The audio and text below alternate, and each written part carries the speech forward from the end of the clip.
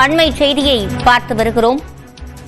நெப்போலியனின் மகன் தனுஷ் தொடர்பான அவதூறு புகார்களை சமூக வலைதளங்களிலிருந்து நீக்க வேண்டும் என்று அவருடைய உறவினர் கிருபாகரன் புகார் தெரிவித்திருக்கிறார். கூடுதல் விவரங்களை செய்தியாளர் சிவமணியிடம் கேட்கலாம். சிவமணி, விவரங்கள்.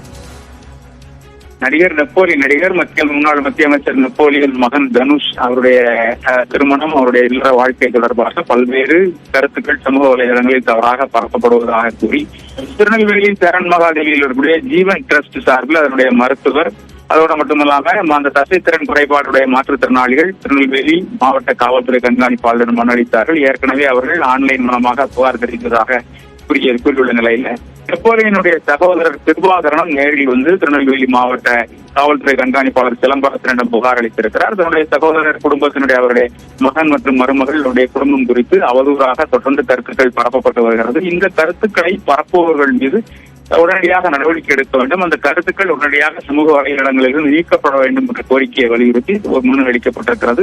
இந்த மனுவை கிருபாகரன் நேரடியாக திருநெல்வேலி மாவட்ட காவல்துறை கண்காணிப்பாளர் சிலம்பரசன் அளித்திருக்கிறார்.